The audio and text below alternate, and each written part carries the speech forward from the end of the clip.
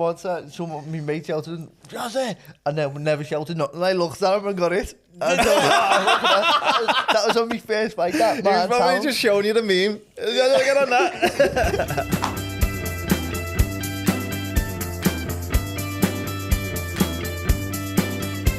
The lost penny lane, football on the brain, a stew called Scouse, Lacoste, North Face or Berghaus.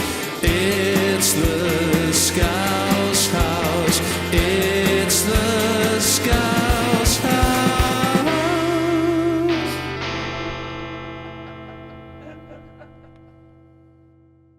You know what, I've got to say a big thanks to MH Studios for supporting the Scouse House. MH Studios is designed to cater to all your content creation needs.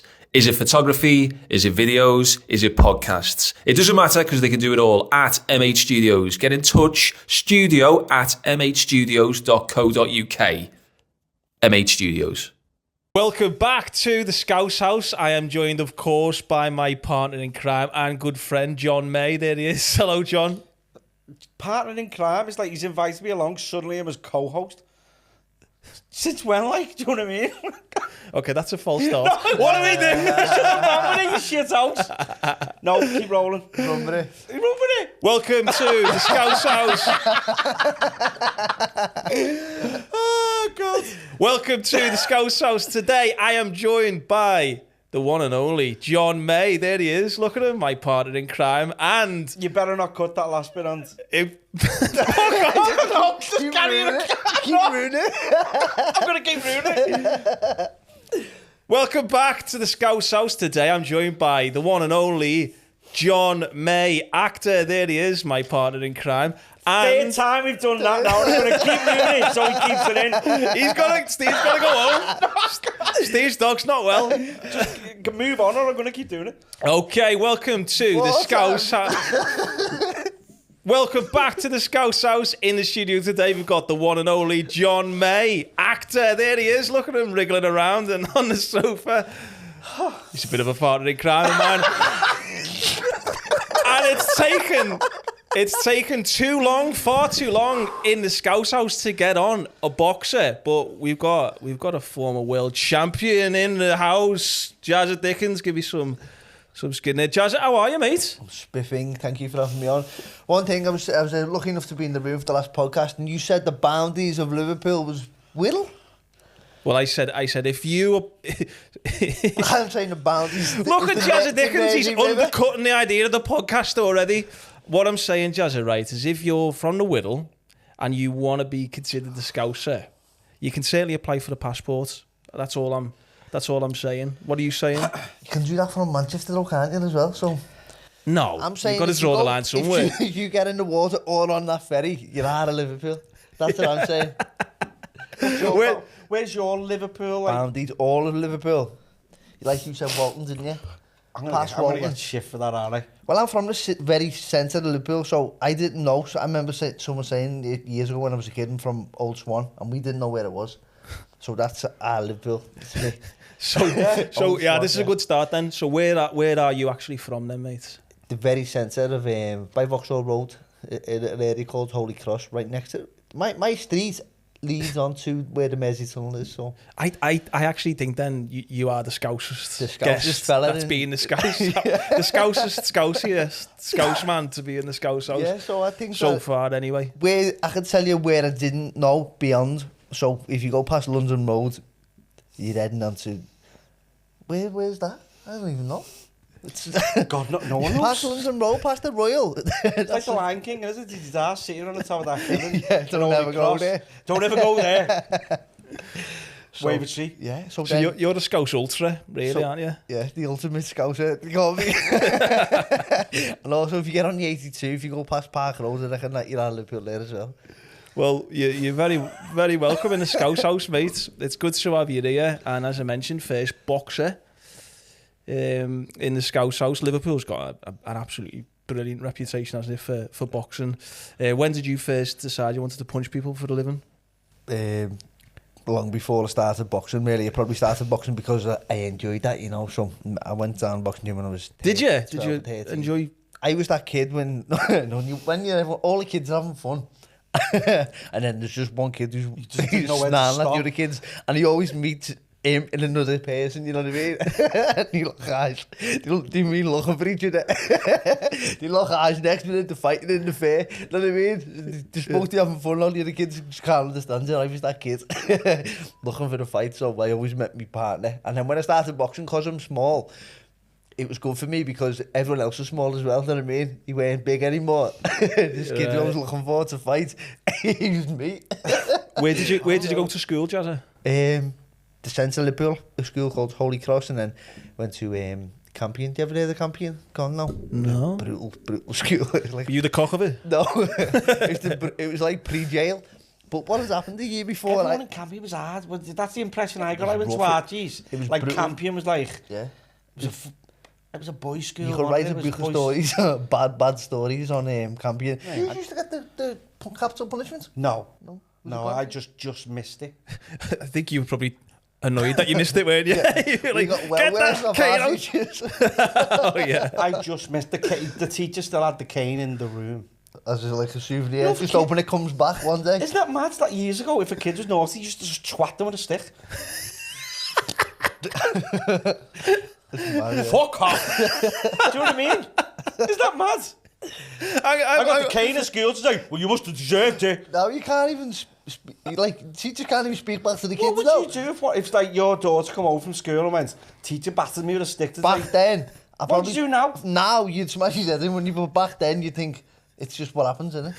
I want to go back to the fact that they had the cane in the room, He but had not it in the usable. room. What was that like? Is that like just in a case? He had it on top of his thing.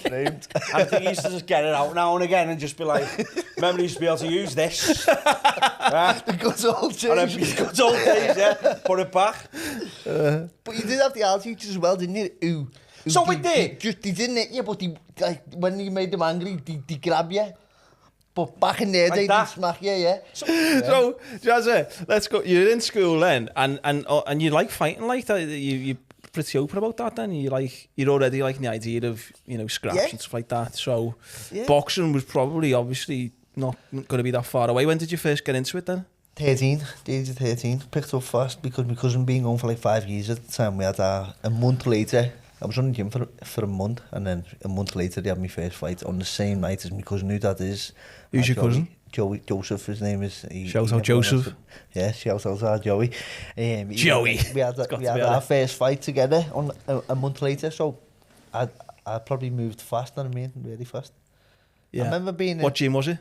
the Salisbury ABC, Classic. good gym. I remember being in the Oral Park ballroom, was it? Fighting in there. Yeah, that was the first fight, Oral Park. Beatles played there. And it was just covered in smoke. You could smoke in the venues back then. You know what I mean? It was like a booze. It was a booze, you know what I mean? Crazy, isn't it? They had the cane out as well. And I remember looking over at my opponents and I didn't know how to approach a fight because it was that I was only been in the gym for a month, you know what I mean? Probably been in the gym 12 times when I had my first fight. And the only way I could get through it was think this is just a straightener, this, you know what I mean? I got beat, but I had the bug. I thought, wow, that's unbelievable. That.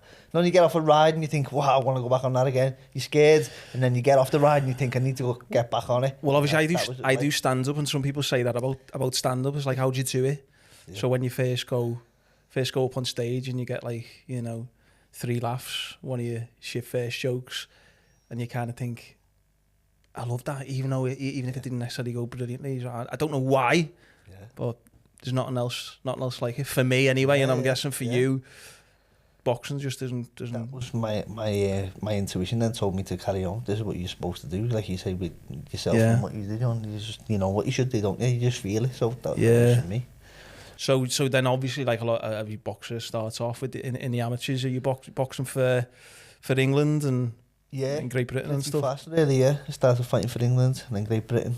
Yeah, I always wanted to be a professional boxer though, so my goal was to turn pro as soon as I can. I won the ABAs, the seniors. The senior ABAs is 18-year-old to 36. After that, you think you have to retire as an amateur, but you start at 18.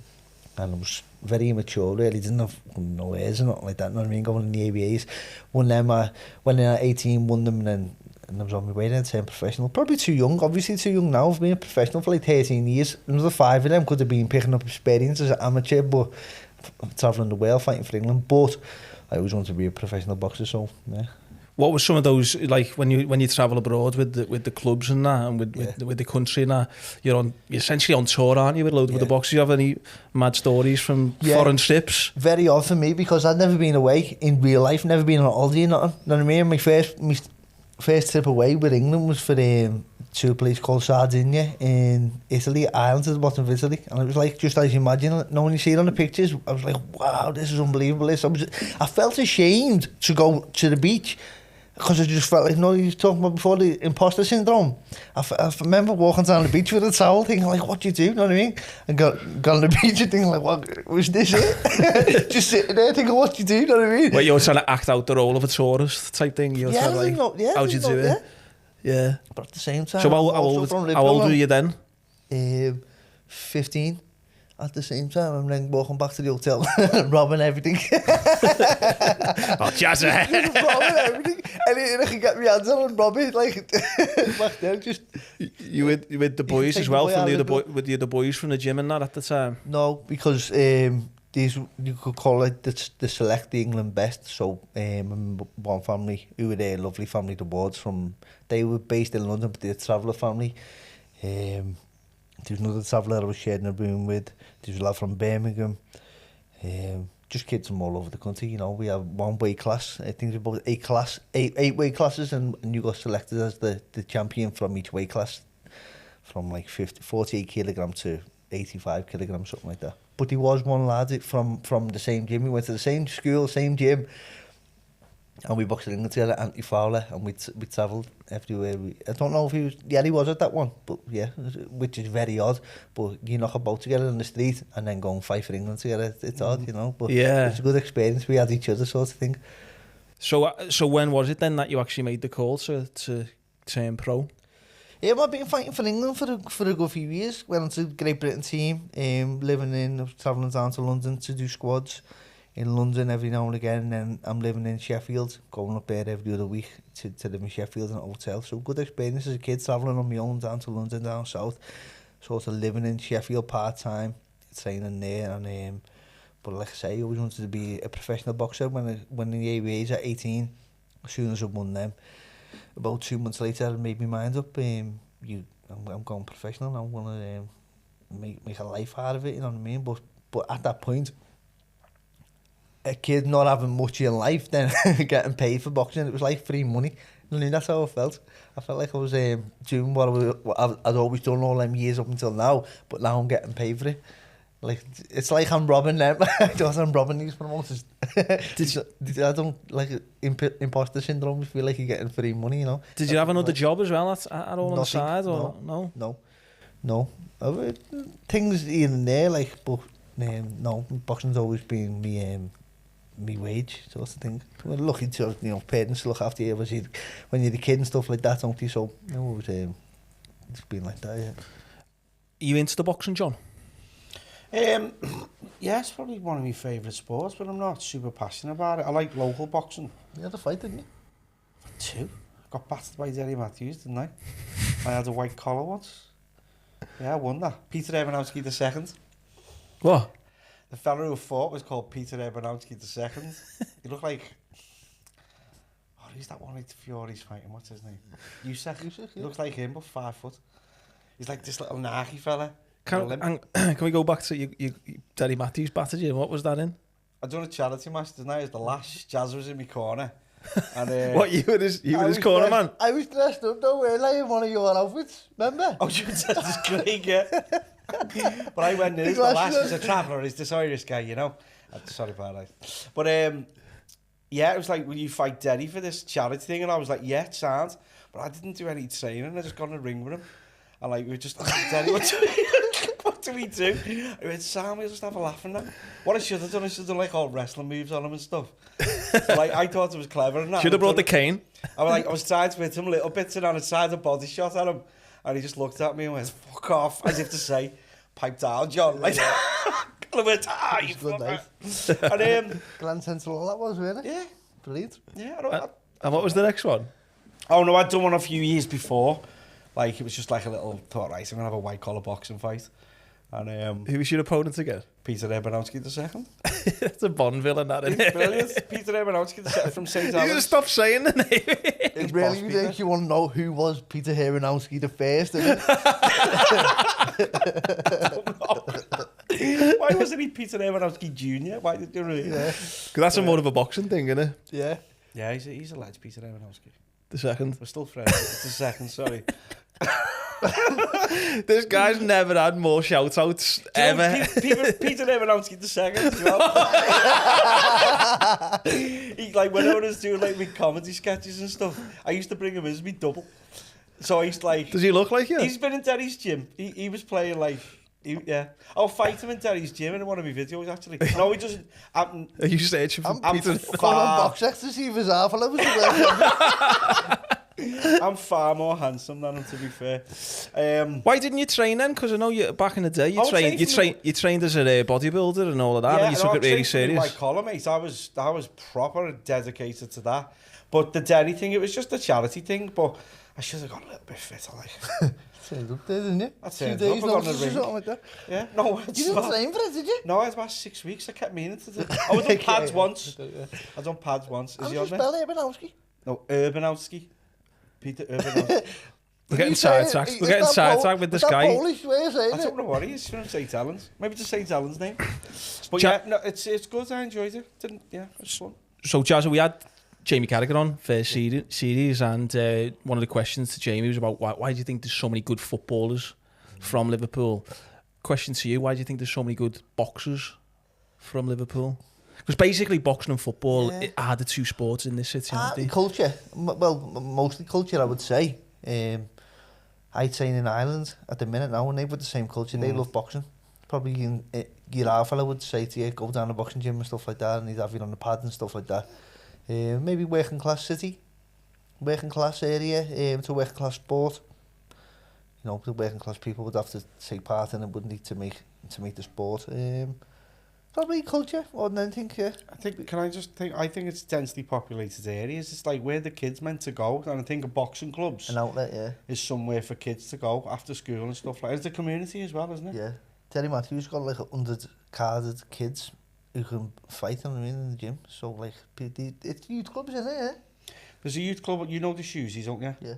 I used to work there, yeah. Do you know what, Jazz? What they do in there is brilliant, you know. It's like they have like 150 kids in sometimes, and they're one of the only youth clubs I really know. And it's like there should be more of that. Like, yeah, it's unbelievable. They get funding. Remember they shut all the youth clubs down, but the Shoesies is sponsored or whatever. It's paid for by the Shrewsbury House, which is a Shoesy school in Shoesy.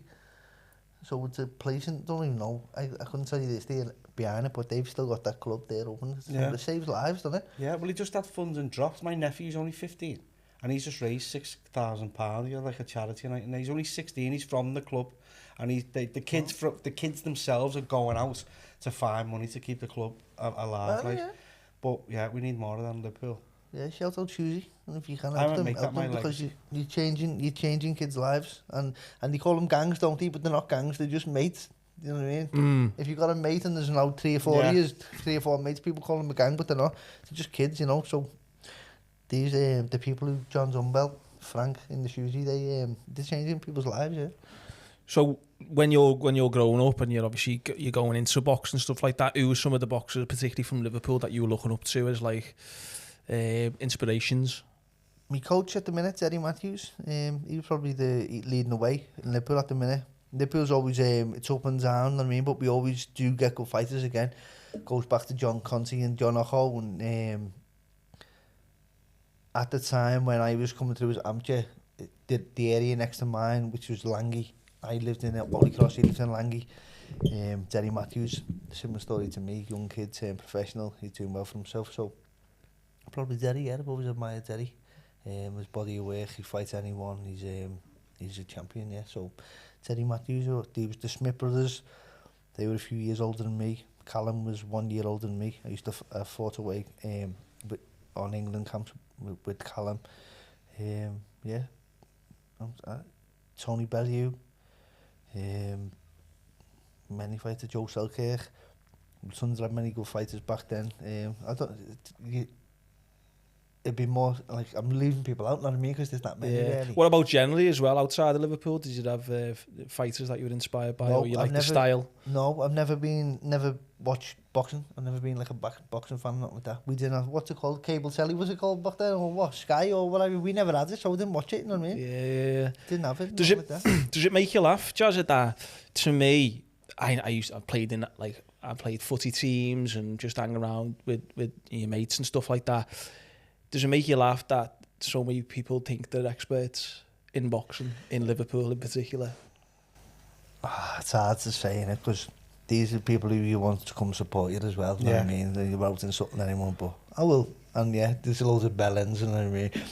Just like, I would have done this, I would have done that, and you thinking... It's unbelievable, because I watch the snooker sometimes, and I go, why isn't he just screwing behind that black there? Why doesn't he come off the cushion with a bit of side and stuff like that? You know what I mean? And he hits a cue ball and just go bang off the table. You know what I mean? So it's mad, innit? But when you get them ringside and they're off the cake and you see them looking around, they're not watching the boxing, they're looking for a fight themselves, they're that pumped up, you know what I mean? And I know loads of people don't come watch me anymore because they know in the Echo Arena, the M&S, it's going to go off. And they don't want the kids standing there while people are going to start fighting, you know what I mean? Throwing bottles and all that. Do you think that's affected it? Like, people are going to watch boxing and... I know people who don't go anymore, so I'm not going to go, Jazz. I'm just not watching on telly. Yeah, I feel that a little bit. Because I used to go to all of them, the Smith, everyone. I used to go to all the big fights and I found myself not really going as much nowadays. Boxing fans... It is aggressive, isn't it?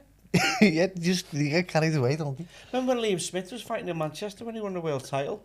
Like, that was like the anxiety in the air. It was so much you feel it, don't you? Yeah. And the funny thing is, they start shouting things like, don't let him hit you. And you're thinking, I'm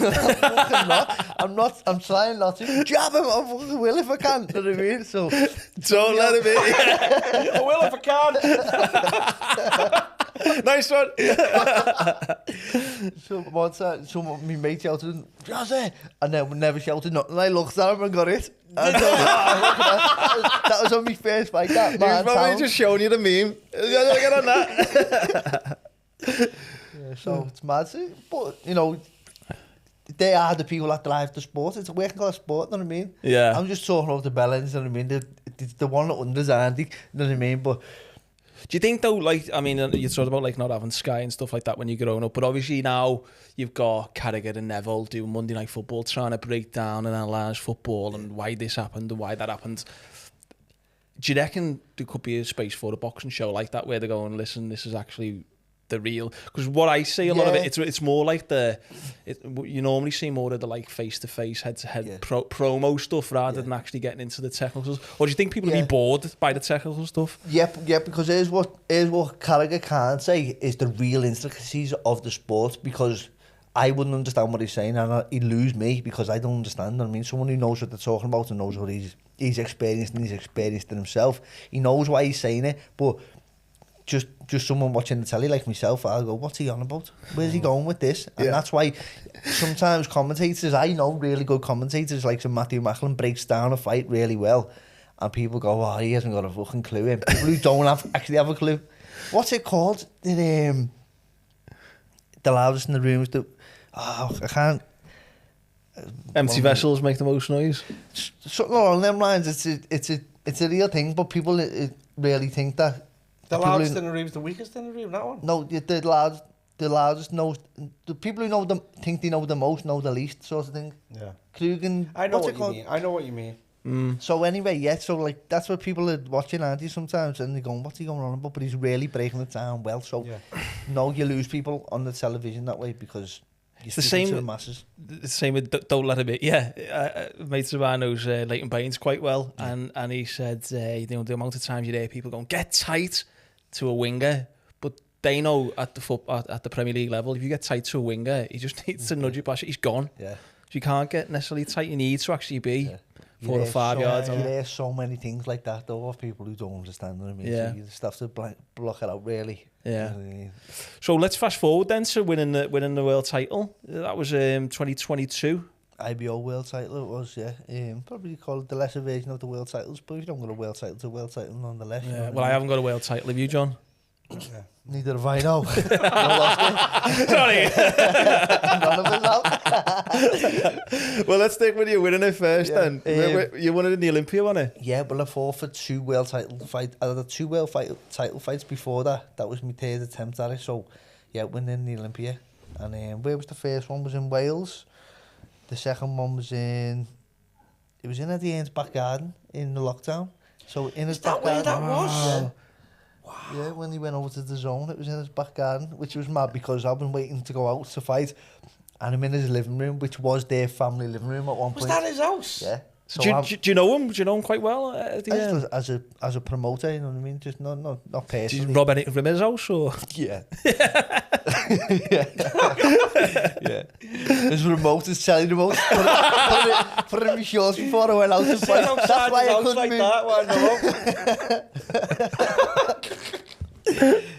So we walked out the living room out into the garden, and then there was flames there then, and the television production company set up and all that, which was a mad experience, you know.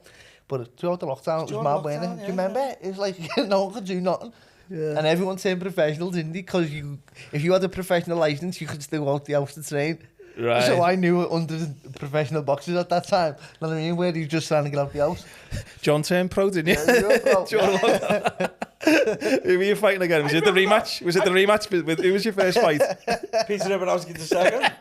2. Fuck it. What do you think? Are you impressed by the job Eddie Hearn's done as a boxing promoter? Yeah, he changed boxing. When I turned professional, Sky was the biggest platform. They used to give four or 5 shows. 1 to Frank Maloney, 4 to Frank Maloney, 4 to Frank Warren, 4 to Mattoon, which is Eddie Hearn, and just distribute them like that throughout the year. But then he gave them all to him, and he changed the sport. Yeah, he's done a great job, fantastic job. I think he's on the verge of cashing out at the minute.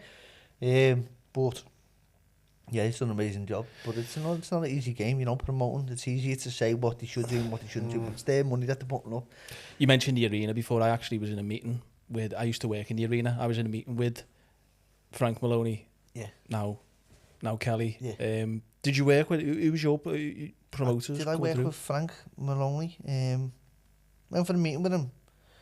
I'm not too sure if I fought on any of his bills. I might have. My friends did. But Frank Maloney, he was a boss fella. And Frank Maloney's one. He was a boxing man. Sometimes, like you were talking before, like some of these promoters, they don't actually know. They know the business of boxing, but they don't know boxing. You know what I mean? And it's hard to see sometimes because if you're not Usyk or Tyson Fury and you don't generate a lot of money, don't respect the work and hours that you put in as a boxer. Do you know what I mean? Because they are businessmen and art. But Frank Maloney, now Kelly, he was a fighter himself and he looked after the little men. And before Frank Maloney, I don't remember him actually having big title fights for flyweights and stuff like that. Flyweights weren't really considered before Frank Maloney. So Frank done a lot for the flyweight scene, yeah. Brilliant. So like talk us through like you building up to the fight in the Olympia and that. You thinking 3rd time, lucky, hopefully type thing, and then you go and do it. What's that like? Yeah, well titled. Yeah, like I was saying that the fight was away. Got sidetracked there, didn't I? So the fight was away beforehand, and now this time it's at home. Everyone got to come and stuff like that. People who've been supporting me from day one. Now something like 36. This is my 36th fight over 10 years, and these people who've been coming all the way, they could come. You know what I mean? Sometimes when it's a bit out the way, it's a bit too far. Not everyone's got the finances, as I said, to working class sport. So this time it was in the Olympia, 30 quid a ticket. You could come down, support me, and we all win it together. You know what I mean? That's what we did. There's something like 4,000 people in the Olympia, non-televised fight, and which is a lot of ticket sales. You know what I mean? For that level of non-televised fights, and if you do that, that's some of these top shows who what are broadcasted to television, Sky, DAZN. These aren't getting 4,000 people in there, so it was a big night. It was a massive night for me and all Liverpool, you know. And that's basically, is that like at that moment in time the achievement of a lifelong dream, really? Not really. Oh. Probably dead negative there, really. No, but as you know, and you'll know, as anyone knows, it's when you achieve something, it's what's next, innit? No one ever just goes, well, I've done it. You don't do that, do you? You go, well, if I can do that, what can I do now? And what's next? That's where I am. But That's where I am always. And I think one day I might look back at, if I do or I don't know. I don't really care if I do, as long as I'm enjoying now. One day I might look back and go, that was good. But then it's always what's next for me. Do you get that yourself? I know what you're saying. You sometimes have to really force yourself to appreciate when you've succeeded and done something in life, don't you? Yeah. Do you have a fear of appreciating it too much and not being able to get what's next? I didn't allow myself to celebrate. Yeah. So I'd do something and achieve something, but I wouldn't celebrate. And I'd straight away I'd have to jump on to the next thing. Yeah. But I had to ask myself the question, why can't you celebrate? And why am I chasing the next thing? Yeah. Do you know what I mean? Why am I still on this treadmill? Why can't I get off this treadmill? Yeah, I'm pretty chill now. I'm like, I just have fun now. Rather than desperately trying to do. Yeah. I've walked the country now, just like pretty, like, I don't know. It's gonna be hard to top that. Might go for a world title. Might fight you. Peter Dabanowski the second. Be turning up. John May's looking well. Are you like that? Fucking hell, he's done him. So then you went and defended out in Dubai, obviously. I took the bill in Dubai and I lost the belt. Yeah. Bloody hell, I haven't spoke about this before though, but it was a horrendous weight cut. I took the knock, the ambulance came out. In his I thought I was dead, literally thought I was going to die. And when you're thinking about losing your title, it's a different story from, will I see my kids again, you know what I mean? Yeah. It doesn't compare really, does it? But was this your last fight? This was my last fight, yeah. And I thought, like, even amongst that point where I think I'm going to die, yeah, I'm thinking I'm not losing my title. I'm not losing my title. You know what I mean? I'll die, but I'm not losing the belt. Yeah, so it's mad because then you go home to your kids and you think, oh my God, what a super dad you aren't you? That's where your mind's at. But to be in this sport, that's the way you have to be. You have to have that mentality. So anyway, what do you call it? ECG machines, is it? They had me on the ECG machines and stuff like that. I drank fluids up and stuff like that. And when the ambulance left, I went, I'll get on the scales here, see where I am. And I still had half a stone to go. And I thought, I'm not going to be able to get my heart rate up, but I'll just walk all night and see if I can get this weight off. So put a sweaties on and just walk for like 8 to 10 hours. And that's how I got the weight off. I was nearly passing out. When I was doing the head-to-head at the weigh-in, when I was doing the head-to-head, I couldn't see him. He was this close to me, and it was like, when you remember the poltergeist coming to the light. Remember the telly was fizzly. Do you remember? Like when the telly used to go, like years ago, the telly used to fizzle. That's what it was like. Oh my God! Took the knock. So this is before the fight. This was the weigh-in, yeah. And then the day after, people saying to me, just go and do. No, you can get intravenous drip, an IV drip, but you're not allowed to do that. It's banned as a boxer. And I thought, no, I'll just trust God's will. Whatever God's will be. And that's the way it is. So I didn't do that stuff. I don't agree with nothing like that. I don't agree with like cheating needles and dope and stuff like that in sports. I don't agree with it. And everything I got it with, it was just like me. It was like remember, I don't know. It's like something inside of a box. It was like my brain was getting rattled around. I mean, there's no fluid on my brain, stuff like that. And I ended up getting put out like a light. When I woke up, my Avala's in the ring and I'm thinking, how long have I been here for you to be in here? How long have I been out? And I got knocked out, and I take my hat up to the fella and knocked me out, you know what I mean? So he worked hard for that win and he took my title, so now I'm going to move up a weight and redeem myself and start again. Well, I was going to ask you, so that's the next plan is fighting this year, maybe once or twice? Yes, I have a fight, no, a lot more than that. I have a fight, my first fight back will be on the 30th of March. About 6 to 7 weeks away from now, and that'll be in Malta. That'll be on Fight Zone, an app, Fight Zone. Could be on televised too. So yeah, I'll be looking for world titles again at a super featherweight, which will I'm heading towards now my 5th world title fight. Well, we'll be in your corner, mate. Not literally, obviously. You'd be no good, but speak for yourself. I might go. If I go. Yeah. Jazza, part of the Scouse house, is picking your favourite Scousers. You were in the corner there. You've had time to think about it. My favourite Scousers? Let's have your top 3 Scousers. I know you're a big blue, so you could go down that route. We haven't had... go on, you just take it where you want to go, mate. Can I have... Did they have to be Scousers, or could they played Scousers on what they've done for Liverpool? Like so Well, Jazza Hughes. We can bend the rules, I yeah, like yeah. that. I like I that. want to like that. You're putting Jazza I Hughes. love 3 you and Scousers, but we adopted them. Okay. Honorary. Which is Jazza Hughes. What was Jazza's real name? Bernard Hill. Yeah, Bernard Hill. He was the Scouser of all Scousers, weren't he? It's hard to believe he weren't a Scouser, really. Come on, gives a job. Come on, gives it. I can do that. You're a fan of Boys from the Black stuff, yeah? Yeah. Yeah, it was a brilliant show, wasn't it? Do you like that? Yeah. Bit depressing at times. It was good, yeah. Really good, wasn't it? Yeah, there's one episode that's really depressing, like. Was that where he's walking them down in the wheelchair? Yeah. Yeah, sad, wasn't it? Bloody hell, yeah. I watched it as a kid, I watched it as an adult, see how I feel. How amazing though, the Albert Docs changed and all that for him, then. I know. Getting off on a tangent here, aren't you? You got to say Howard Kendall, haven't you? And the other fella. The other fella from over the park. Who? The Liverpool manager. Jürgen? No. Well, Oh, he's Shankly? probably adopted, yeah, Shankly. He's probably adopted Scouse, isn't he, Jürgen Klopp? Yeah. And Kendall. They're not Scousers, but they are, aren't they? Yeah. So hang on, Jazza. Let's go back You to saying the before, right. Jazza Hughes, yeah. These are fictional Scousers, character. These are my Scousers. Fictional character is into the Scouse out. Yeah. Fine, that's definitely better. Who's number 2? Howard Kendall. Howard Kendall. All right, Yeah. as a big blue. And I'd probably say the other fella. You forget his name. Bill Can't Shankly? say it. Yeah, him. Bill Shankly. Yeah, so Well, what about Shankly?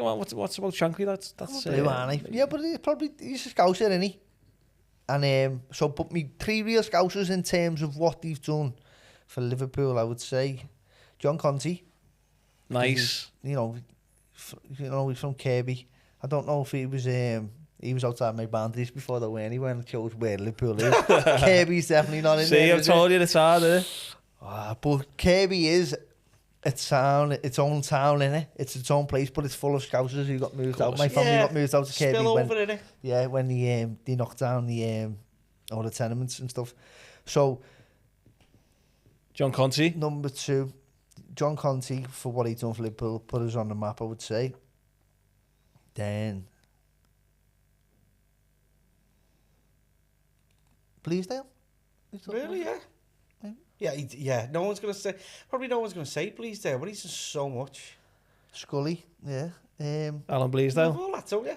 I love it, yeah. Have I you love watched watching Needle? bread. No, what's it called? I'm sure Alan Bleasdale is about heroin addicts in a flats. No, Oh, you'd love that. Neil Scouse, is it? Yeah, it's about heroin addicts in the 80s and flats, yeah. Have you never seen that? It's on No, YouTube. I'll have a look at that. Yeah, and I love bread as well. There's a few adopted Scousers in there. The later Joey Boswell, he was a bit like, he was a wool wearing. Yeah. We just wear the Never the Scouser. kecks, but he just never wore them the same, did he? Leather kecks. Who was ever wearing leather kecks in Liverpool? Unless you had the arse cut out of them and you were going down Dale Street. But Greetings. Go on yeah, then. and then Aveline was a bit off as well, weren't he? The second Aveline. But I did love bread. Damien. Not Damien. Adrian. Jimmy, yeah. Go ahead. And Mar Boswell, Carl Lane. The Carl Carl Lane Lane was was the brilliant, right wasn't one, he? she. Yeah. Who's So- your next one? It's the Scouse Then House. Bleasdale. And then, who's number 3? For me, Georgie Vaughan. Georgie Vaughan's the most integral man I've ever met. Georgie Vaughan's my boxing coach. He's retired now. Nice. Georgie Vaughan, he's been training fighters for years, and he's that type of fella where he puts in double the work and he doesn't want the reward. He just does it for work's sake. He's like integral type of man, you know. I've got a lot of time for Georgie Vaughan. Shout out Georgie Vaughan. One of the best people I've ever met in my life, yeah, Georgie Vaughan. He's my top Scouser, yeah. Amazing. And have you noticed the Scousers back then, Georgie's 80 odd now, but Scousers back then, they have a different pattern, they talk different. The Scousers now, yeah, bro, lizard lad. Oh, they talk like It's this. his fault. Why do they talk like that now? It's the 60s. This, you know, they say stuff like, hello, our kids, you know, Kex rolls that up and all that. That's how You we know, spoke. lad. Yeah. And, he- Great, that. and Go away. the way maybe that the generation above me thought that about my generation. Probably, yeah. But I think I love the way the old Scousers talk, not now. Beginners. Jazza, thank you very much, mates, for popping into the Scouse House. All the best with the fights this year, and you're going to stick around and play a little bit of a game with us, aren't you? So, Thank you for having me on. nice one, mate.